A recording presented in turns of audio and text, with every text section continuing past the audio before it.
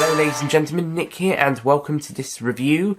I apologise in advance, I do have a bit of a cold, so I will be a bit more quiet, I'll be a bit more sniffly, might be drinking a bit more regularly, water, don't worry, and yeah, I'll try to be as enthusiastic as I can.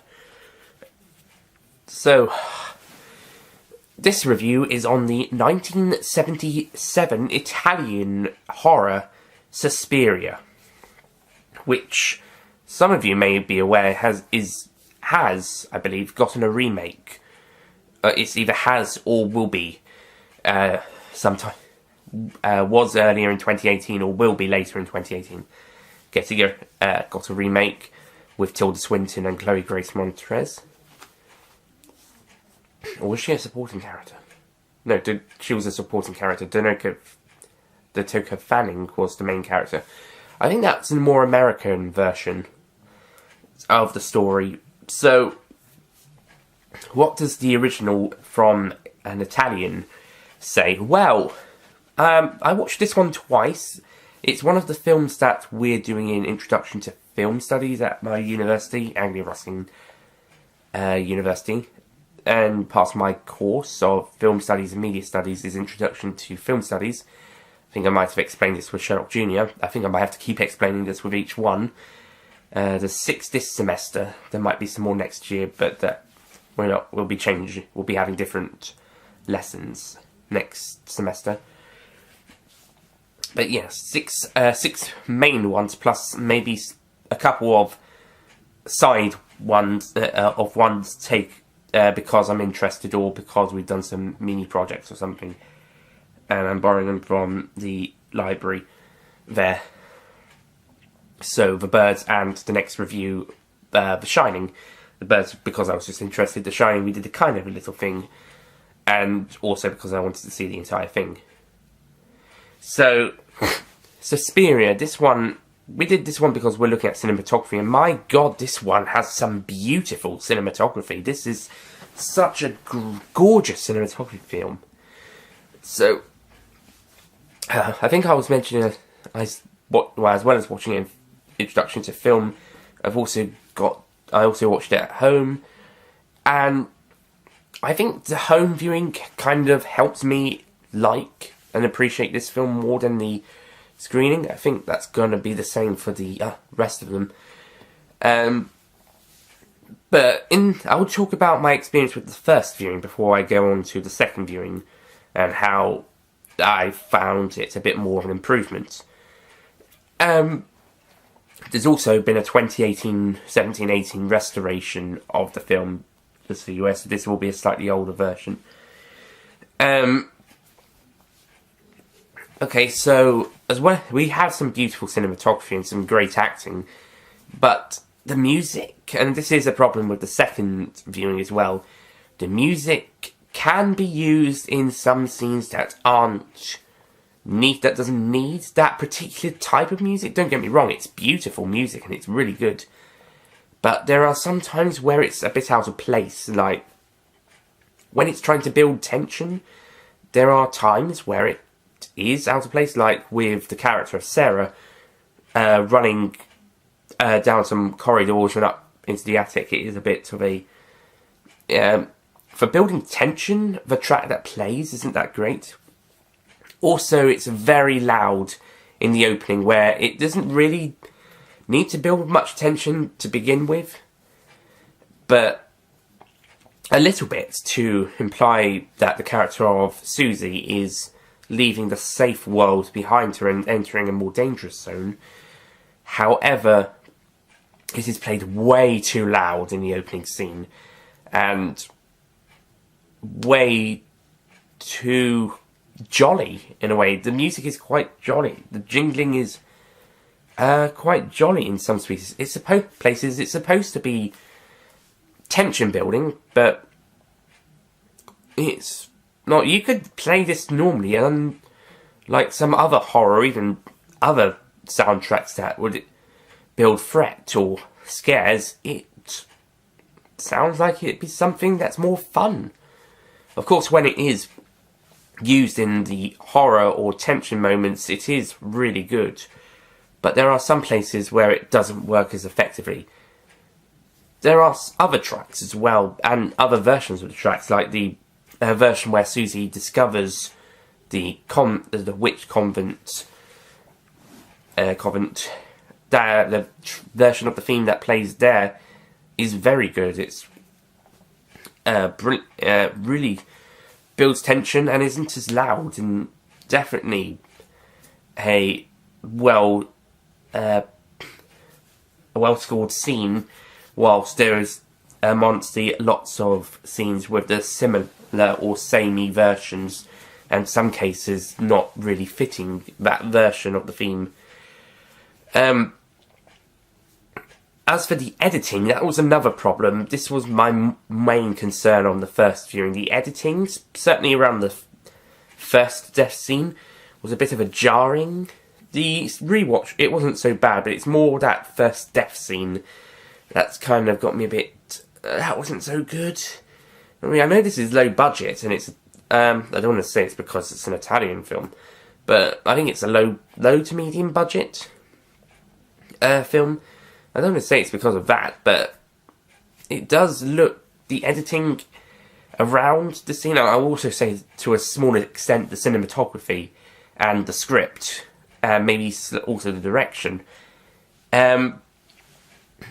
As soon as the first death is on the way, the character of Pat, as soon as the witches try to get rid of her, it starts to become a little bit of a mess for the rest of that scene, with them trying to pin her against the window before breaking it, and then somehow she's into another room. She's in a bathroom, and then somehow she's made it into another room when they stab her, and about 7 times, I believe. It's pretty brutal. They stab her and then they hang her after she crashes through a glass ceiling, which also kills her landlady at the bottom, as a beam and a shard of glass kill her at the bottom. And the said landlady is banging on doors, crying, begging them to let her in. Something seems to be happening to her, or she's aware of something's happening to Pat at least. But it's not really made clear.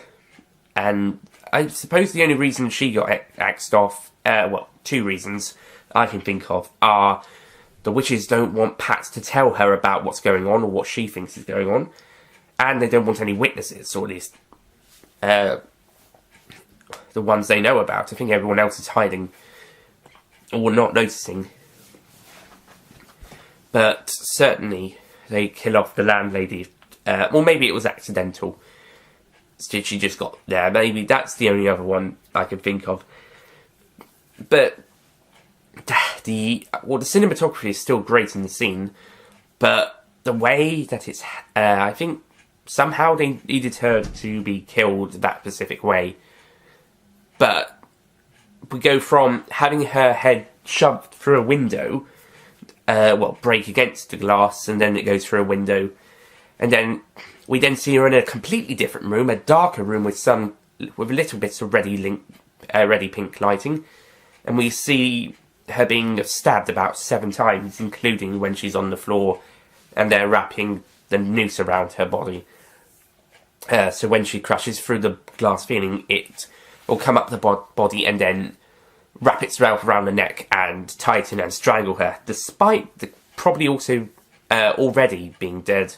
I mean, I think the 7th time, which we get really good close-up of it going into the body, kind of just into one of the other wounds and just digging itself in. That was really well done. But I just think editing-wise it could have been a bit improved, and I think the same with script-wise. Another death scene is the character of Daniels.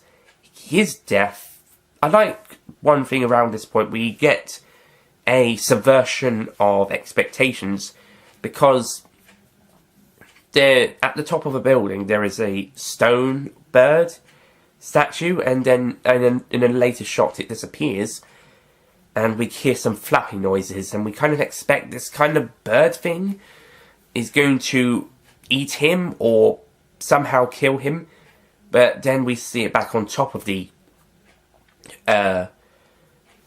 building, and then the dog, it's a blind man, his dog, he's then compelled to bite his owner's neck and basically eat a bit of it in a way. So we're expecting some sort of bird to kill them, the man and the dog, but then the dog just decides to bite him in the neck. Well, possessed, I would say. And the reason they kill Daniels because he upset them, because the dog bit one of the nephew of one of them, one of the witches. Well, we certainly hear some sort of a commotion, but it may have been exaggerated. I personally think that the leader witch, the director of the school, did possess the dog to do that, so that the witches would kill Daniels for their profit and gain. Similarly, I think the directress caused the food to have maggots in it so that they could all go downstairs to have temporary dormitories, so that she could join the teachers down there on the other side of the sheets. Maybe she could suck up some power from everyone. And there's also, as well, Susie and Sarah trying to uncover the mystery behind what's going on. The first half of this film also features some noticeable scenes on the ballet dancing, and even one shot where we see Susie getting a bit unwell from the boy and what appears to be his carer, certainly some sort of older woman looking after him. Probably, I'm not sure if she is his mother, but I don't think so. Might be, I'm not sure. It's never really mentioned. The main teacher is his aunt, definitely. Also, I have to mention that the other teacher, if the main teacher, Miss Blanc, I believe, she's the main teacher. Then the second main teacher is the other one. I can't remember her name, but she's the one who greets Susie at the start when she arrives, and is also the one who fires Daniels. And she is probably the best person in the film. Well, not best character, best actress, I would say. The best actress in the film. Her face is showing so much joy being in this film. Even when firing Daniels, when the character's supposed to be angry as hell, she is enjoying herself. And the the dubbing on the voice actress in the UK version, the English-speaking version, that is fantastic. In fact, the English dubbing, full stop, is fantastic, but especially for this character, and the actress is just showing she is having such a ball with this performance throughout the film. She is so great.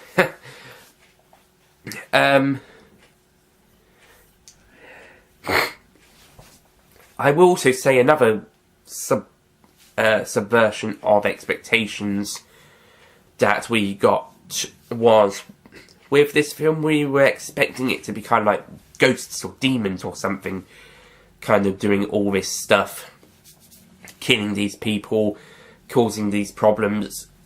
But then it's revealed that it's, well, Sarah asks Susie if she knows anything about witches, and it just completely turns it on its head, which at the first viewing it was a bit, what? To begin with, and then it made sense a bit later on. Second viewing it, well, it's still a bit of a what moment, but in terms of a story, it does subvert expectations, like the Daniels death scene, but yeah, I'm not sure. Why they decided to make it halfway through the film before it was like, oh, actually it's witches, and make us think throughout the first half it was ghosts or demons. I don't know why they just didn't say it a bit earlier, but that's a nitpick rather. We get a bit more information about the witches and their plans, or at least theorised by one of the outsiders who looks into this. He basically gives Susie some information. He and another guy gives Susie some information about the history and also about the witches in general, which then gives Susie, leads Susie to find the witches and eventually kill the leader and gets out of there unharmed. Yes. I also have to mention Sarah's death scene is very well done. However, it does take its time to actually get to the death scene. Well, so it's kind of like a 50-50, or half of you saying, this is actually pretty tensionous. On the first read, this was the most tensionous scene prior to the climax. But at the same time, it was just, I'll get on with it. So we were hoping she was going to survive, but it was very we were expecting her to be killed, and we're just kind of waiting for it at the same time, so it does build up a bit too much, I suppose. We do see a bit of a way out when she goes through the window, however, then she lands in some barbed wire, and that eventually leads to her having her throat cut by a knife. There is a very strange cutaway a little bit earlier on where someone gets the knife out of a box. It might have been a bit more effective if we didn't see that shot and we just had the knife cut the throat like we did with the other knife being plunged into Pat. But pretty effective death, and the filming and editing around that death was actually pretty good. Later on we see the bodies kind of pinned onto something and Susie has a bit of a fright. And then the director kind of brings back the body, or vision of the dead body under control, coming to kill Susie before Susie kills the leader, and it disappears. To be honest, I thought that the eyes had been gouged out as well, but maybe not, unless the vision included the eyes. The ending is really good. The climax is good, where Susie discovers the Covenant and eventually kills off the leader. And that is, the leader is the original witch, who isn't so dead. She does look burned, though. And then she has to get out of there. But once she is out of there, she is smiling like she's just, I don't know. I'm not sure, really. It's not really like, oh my god, I survived and they're all dead. Yes! Smile. It's just like a normal smile when she's happy. But that is kind of a little overdoing it. You put yourself in her shoes. You've just escaped from a covenant of witches, and after killing their leader, and the whole place is coming down, and you're alive, and you know you're safe, or just about-ish. So you're going to be a bit more relieved, and you're going to be a bit like, yes, I managed to stop them, but you're not going to be like, ha ha ha, yes, you're going to be like, yes. So I wouldn't have said as smiley, I would have said happy, but more in the fact that you've managed to stop a monstrous band of witches, for example, as opposed to win a game or a bet or something. You've won a lot of money, for instance. I don't know. It just doesn't feel like it just didn't feel like, and the fact she's just walking, I think it would have been better if she was running away, maybe going down to a small jog, and then coming to a kind of a, phew, managed to get away, kind of a smile. And then maybe smile as she tries to get away further, go back to civilization. Excuse me. I'm not sure. And also, the credits rolling are... It's pretty haunting hearing the witch's screams as the credits roll, and pretty upbeat music plays at the end. It is quite haunting. It's more haunting than some of the times of the other scenes in the first viewing. And yeah, also have to mention the character of Orla. I think she's in the first half of the film. She's an older student who lets Susie stay with her. And the actress does a really good job with her, as does the voice actress. So I do kind of miss her in the later scenes. But I think she does get out alive. Everybody else has gone to the theatre or something. It's just Susie and the teachers/witches in the school when it comes tumbling down. So, and the servants. So yeah, so they should be okay. Everyone but Pat, the landlady, Daniels, and Sarah, and maybe also the dog. I'm not sure what happened to the two guys Susie went to talk to. Definitely the phone line was cut off when she was speaking to one of them on the phone. But I think they were okay. We don't get to see any. Along with the dog, I don't think we see anything that says otherwise. Same, and also the same with the other students. I also think the scene with the bat is a little unnecessary. I don't know. I know I'm cutting that bit. Yeah, I just don't think it was needed. Susie was about to go up and follow the witches anyway, after realising the food puts her to sleep easily. So, overall, Suspiria. First time I saw it, I thought, I was thinking 5, maybe 6, then with a reflection going up to 7. After rewatching it, I thought it's a really great film. The cinematography and the sets are brilliant, and it looks beautiful. And the pace actually does work. But still got some issues, little niggles. Like I said, the bat scene I think could have been cut.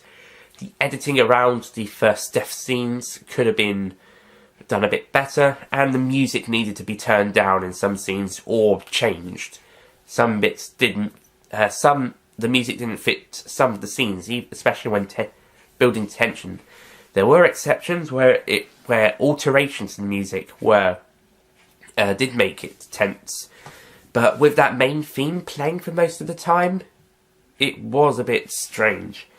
Some scenes, going back, rewatching them with that music, does make sense in later reflection, but other bits, not so much. And also, why is the voiceover during the credits and then the music? Because the music basically just, before the second viewing, with the first viewing, and also whilst we were rewatching little bits of the start, the voiceover was quiet, and the music was a bit louder and overlapped the end of the narration.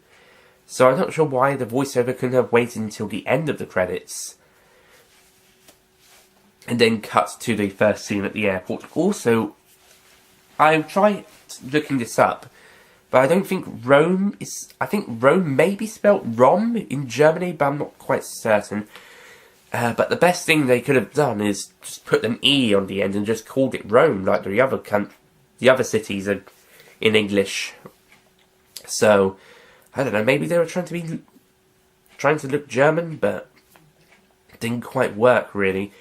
If it is, I'm not quite certain. I think Rom may be a German version of Rome, but I'm not sure. The best thing they could have done is just use the complete English spelling like the other ones. Or the Italian version of Roma. I'm probably pronouncing that wrong. But basically in the shot it didn't have an E. So they should have had an E on the end, or an A for the Roma.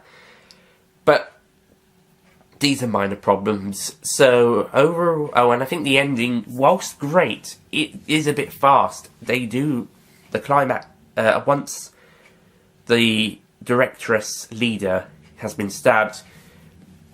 The things do happen really quickly. The school starts to burn and crumble quickly, and the convent starts dying very quickly, and it's all fast paced.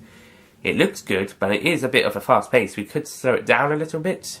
The Susie reaction bit I mentioned that she should have done, or at least what I think she should have done, or would have been a good example. So overall, I'm going to give, after the second viewing, I'm going to give this film a 9 out of 10.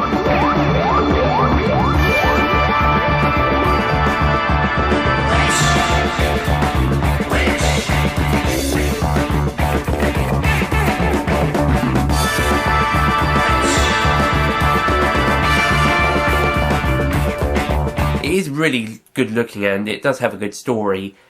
There are just some little problems I did have, so yeah, so that's my review of Suspiria. Tune in next time where I'll be looking at the Stanley Kubrick classic horror film, The Shining. I'll see you guys next time. Goodbye.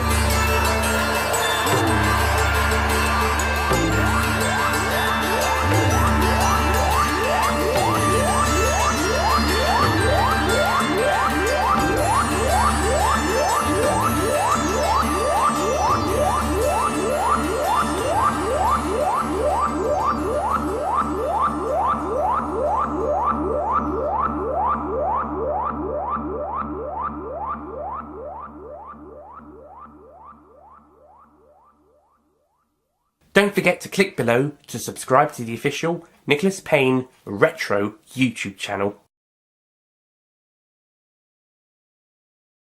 Number 7.